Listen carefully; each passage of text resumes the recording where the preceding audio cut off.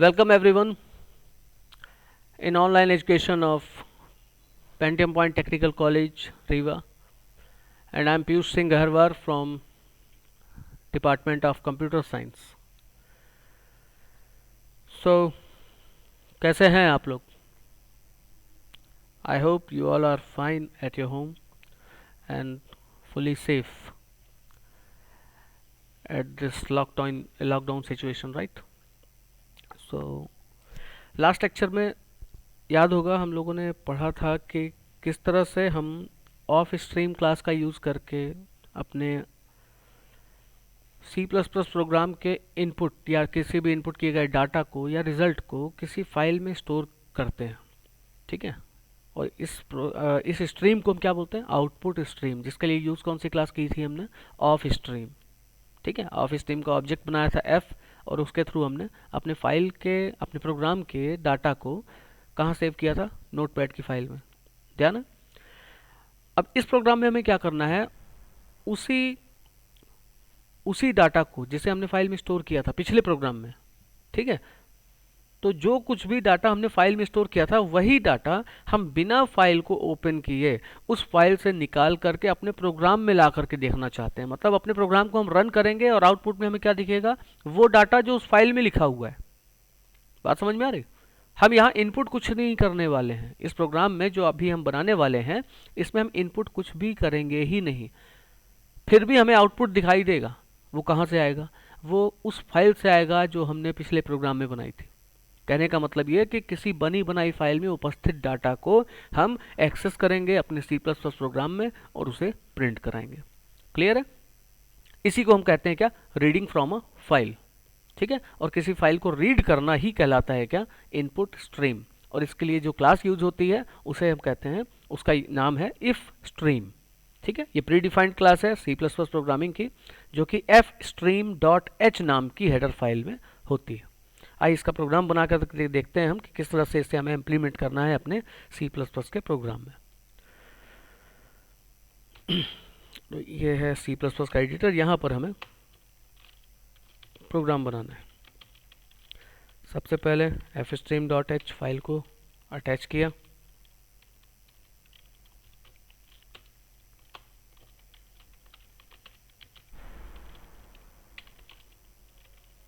Conio dot H wide main. अब यहां पर हमें एक बनाना होगा ऑब्जेक्ट एफ स्ट्रीम क्लास का, सॉरी इफ स्ट्रीम। जैसा कि अभी बताया मैंने कि इफ स्ट्रीम क्लास के ऑब्जेक्ट के द्वारा हम इनपुट स्ट्रीम का यूज करेंगे। अब यहाँ इस एफ के थ्रू हम ओपन करेंगे कौन सी फाइल? वही फाइल जो पिछले प्रोग्राम में हमने बनाई थी, क्योंकि हमें किस फाइल का डाटा एक्सेस करना है उस फाइल का नाम तो एटलीस्ट बताना पड़ेगा। तो उसका नाम हमने दिया था लास्ट ऑनलाइन क्लास के प्रोग्राम में, डाटा। ठीक है। तो यहाँ डाटा नाम की फाइल को हमने ओपन किया किससे? एफ से। एफ क्या है? इफ स्ट्रीम क्लास का ऑब्जेक्ट। इफ स्ट्रीम क्लास क्या है? ये वो क्लास है जिसके द्वारा हम इनपुट स्ट्रीम का काम करते हैं। मतलब किसी फाइल को ओपन करके उसका डाटा एक्सेस करने का काम करते हैं, मतलब फाइल को रीड करने का काम करते हैं। क्लियर है? तो जैसे ही कंपाइलर इस लाइन को पढ़ेगा एफ डॉट ओपन डाटा, तो समझ जाएगा कि डाटा नाम की फाइल को ओपन करना है किस काम के लिए? उसके डाटा को रीड करने के लिए। क्लियर? अब यहाँ हमने एक मैसेज दे दिया,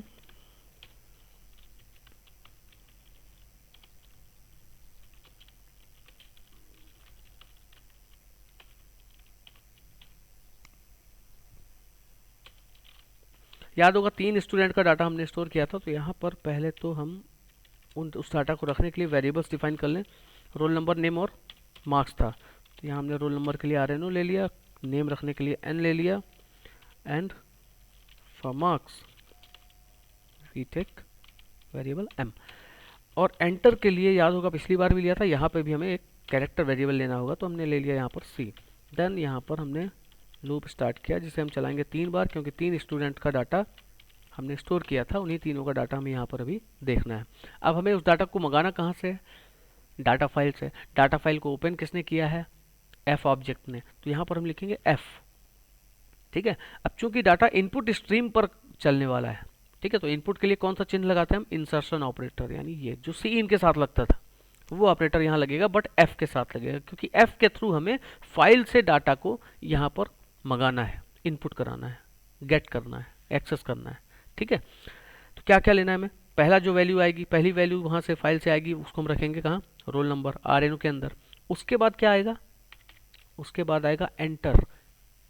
नोटपैड की फाइल में देखा था ना पिछले प्रोग्राम में, वैल्यू रोल नंबर की वैल्यू थी, उसके बाद नेम कहाँ था? अगली लाइन में। तो अगली लाइन में कैसे पहुंचेंगे हम? पहली लाइन से दूसरी लाइन के बीच में क्या पड़ता है? एंटर पड़ता है। तो उस एंटर को भी रखना पड़ेगा हमें, उसको हम कहाँ पर रखेंगे? चूंकि रोल नंबर क्या है? इंटीजर, और एंटर क्या है? एंटर क्या है? एंटर कैरेक्टर है। तो कैरेक्टर के अंदर रखने के लिए कैरेक्टर रखने के लिए हमने यहाँ पर कैरेक्टर वेरिएबल लिया है सी। ठीक है, तो यहाँ हमने लिखा एफ डॉट गेट सी, जैसा कि पिछली बार लिखा था ना, सी इन डॉट गेट। ठीक है, सी इन डॉट गेट सी लिखा था, पर सी इन कहाँ पर इनपुट कराता है? जो हमारी आउटपुट वाली स्क्रीन होती है, जहाँ पर हम रिजल्ट देखते हैं, ब्लैक वाली स्क्रीन जो आती है, जहाँ हम कुछ भी प्रिंट करते हैं, जिसे हम कंसोल स्क्रीन या आउटपुट स्क्रीन या रिजल्ट स्क्रीन कहते हैं, वहाँ पर इनपुट कराना हो तो हम सी इन यूज़ करते हैं, वहाँ पर आउटपुट दिखाना हो तो हम सी आउट यूज़ करते हैं। पर अभी फ़िलहाल हमें जो इनपुट, हमें जो डाटा प्राप्त करना है वो उस स्क्रीन से नहीं करना, हमें ये डाटा प्राप्त करना है फाइल के अंदर से, और फाइल के अंदर से निकालने का काम सी इन नहीं करेगा, फाइल के अंदर से निकालने का काम कौन करेगा? एफ। इसीलिए यहाँ पर लिखा हमने एफ, कहाँ पे इनपुट हो रहा है? रोल नंबर में, यानी फाइल का पहला वैल्यू, जो पहली वैल्यू है वो उठ के आएगी और आरएनओ में स्टोर हो जाएगी, यानी रोल नंबर। उसके बाद एंटर, तो एंटर को हम एफ के थ्रू ला रहे हैं और कहाँ स्टोर कर रहे हैं? सी में। तो जब एंटर स्टोर हो गया तो हम पहुंच गए अगली लाइन में। अगली लाइन में क्या है? नेम है, तो नेम को स्टोर करने के लिए एफ डॉट गेट, चूंकि नेम क्या है? एरे है, इसलिए एरे की साइज भी लिखा। अब चूंकि ये कैरेक्टर एरे है तो इसके बाद जो एंटर है वो इसी में शामिल हो जाएगा, कंबाइन हो जाएगा। ठीक है, तो अगले नंबर पे क्या हमको वैल्यू मिलेगी? मार्क्स। तो मार्क्स को हमने इनपुट कराया एफ, ये लगाकर मार्क्स। ठीक है, अब चूंकि मार्क्स के बाद फिर से एंटर है तो यहाँ पर हमें फिर लिखना पड़ेगा एफ डॉट गेट, एंटर को रख दिया सी में। ठीक है, तीनों वैल्यू आ गई, कहाँ से? फाइल से। इसमें रोल नंबर आ गया, इसमें एंटर, इसमें नेम, इसमें मार्क्स, इसमें फिर से एंटर। तो हमें प्रिंट किसको कराना है? रोल नंबर को, नेम को और मार्क्स को, जो कि किस किस वेरिएबल में है? आरएनओ में है, सी में है और मार्क्स यानी एम में है। अब इनको हमें प्रिंट कराना है। प्रिंट कहाँ कराना है? जो जहाँ हमारा रिजल्ट प्रिंट होता है, तो वहाँ प्रिंट कराने के लिए तो सीधा सीधा सी आउट यूज़ होता है, जो हमेशा हमने किया। रोल नंबर प्रिंट किया, उसके बाद हमें थोड़ा सा स्पेस देना है, तो यहाँ लगा दिया हमने \t, नेम प्रिंट किया, फिर लगाया हमने \t, फिर इसके बाद हमने मार्क्स प्रिंट किया। उसके बाद चूंकि 3 स्टूडेंट है तो एक का तो ये प्रिंट हो जाएगा, दोबारा जब लूप घूम के आएगा तो हम चाहते हैं अगली लाइन में प्रिंट हो, तो उसके लिए यहाँ लगा दिया हमने \n। राइट, ये हो गया लूप कंप्लीट। इसके बाद बाहर आएंगे, जब तीनों प्रिंट हो जाएंगे उसके बाद बाहर आएंगे और यहाँ पर हम क्या करेंगे? फाइल को क्लोज करेंगे। क्लियर है? Then get ch and the program is close, main function close. बात क्लियर हुई? रन करते हैं तो और कॉन्सेप्ट क्लियर होगा। अभी इस प्रोग्राम को हमने रन किया, ये देखिए, ये है आपका प्रोग्राम का आउटपुट, वही आउटपुट आ रहा है। देखिए ध्यान से, डाटा फाइल जो आपने पिछले प्रोग्राम में बनाई थी, पिछले प्रोग्राम में जो आपने इनपुट किया था, ठीक है, आप पिछला वीडियो आप देखेंगे तो आपको याद आएगा। ठीक है, पिछले प्रोग्राम में हमने डाटा नाम की फाइल बना करके उसमें यही रोल नंबर, ये नेम, ये मार्क्स, ये रोल नंबर, नेम, मार्क्स, ये रोल नंबर, नेम, मार्क्स, ये इनपुट कराया था और स्टोर किया था डाटा नाम की फाइल में। ठीक है, तो ये पिछले प्रोग्राम की बात थी, और यहाँ हम ये नया प्रोग्राम बना करके उस डाटा नाम की फाइल को ओपन कर रहे हैं और उसमें लिखे हुए डाटा को यहाँ मंगा करके प्रिंट कर रहे हैं, तो वो सारा डाटा हमें यहाँ पर रिसीव हो रहा है। क्लियर है? That's the input stream. इसे कहा जाता है इनपुट स्ट्रीम, कि किसी भी फाइल को, कंप्यूटर में जो फाइल उपस्थित है उस फाइल को आप यहाँ मंगा करके उसका डाटा रिसीव कर सकते हैं, यहाँ पर डाटा ले करके उस पर कोई ऑपरेशन परफॉर्म कर सकते हैं या प्रिंट कर सकते हैं।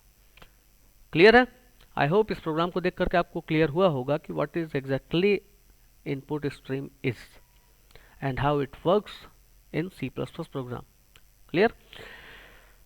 ओके देन, तो हमने देखा कि पिछले प्रोग्राम में और इस प्रोग्राम में, दोनों में हमने क्या देखा कि अगर हमें आउटपुट स्ट्रीम पर काम करना है, यदि हमें फाइल में डाटा को स्टोर करना है, तो हम यूज़ करते हैं ऑफ स्ट्रीम क्लास का। यानी ऑफ स्ट्रीम क्लास का यूज़ करके हम केवल क्या कर सकते हैं, अपने प्रोग्राम के डाटा को किसी फाइल में राइट कर सकते हैं, स्टोर कर सकते हैं। और इफ स्ट्रीम क्लास के थ्रू हम क्या कर सकते हैं, किसी फाइल के डाटा को अपने प्रोग्राम में ला सकते हैं। बात समझ में आ रही है? प्रोग्राम से डाटा फाइल में कैसे जाएगा, ऑफ स्ट्रीम से, और फाइल से डाटा प्रोग्राम में कैसे आएगा, इफ स्ट्रीम से। ठीक है, दोनों एक दूसरे का काम नहीं करेंगे, दोनों के काम अलग सेपरेट है। बात समझ में आ रही? ऑफ स्ट्रीम केवल और केवल प्रोग्राम का डाटा फाइल में ले जाएगा, इफ स्ट्रीम केवल और केवल फाइल का डाटा प्रोग्राम में लाएगा। ठीक है, बट नेक्स्ट लेक्चर में हम एक स्पेशल क्लास देखने वाले हैं, बेहद स्पेशल। ठीक है, क्योंकि अभी हम क्या देख रहे हैं, अभी हम देख रहे हैं ये वन वे काम चल रहा है। ठीक है, ऑफ स्ट्रीम और इफ स्ट्रीम केवल एक ही काम करेंगे, एक ही तरफ डाटा को लेके जाएंगे, या तो प्रोग्राम से फाइल में या फाइल से प्रोग्राम में। बट नेक्स्ट लेक्चर में हम देखेंगे F stream file, if stream भी नहीं, ऑफ स्ट्रीम भी नहीं, केवल एफ स्ट्रीम। ये एक ऐसी क्लास है, इस क्लास के ऑब्जेक्ट द्वारा हम फाइल का डाटा, प्रोग्राम से डाटा फाइल में भी ले जा सकते हैं, और डाटा जो फाइल है, फाइल का डाटा प्रोग्राम में भी ला सकते हैं। मतलब दोनों स्ट्रीम पे ये काम करता है। ठीक है, ये विशेषता है एफ स्ट्रीम क्लास की। तो ये देखेंगे हम, एफ स्ट्रीम क्लास के बारे में हम जानेंगे अपने अगले ऑनलाइन लेक्चर में। तब तक के लिए आप सभी घर में अच्छे से रहें, लॉकडाउन का पालन करें। ठीक है, और समाज की सेवा करें।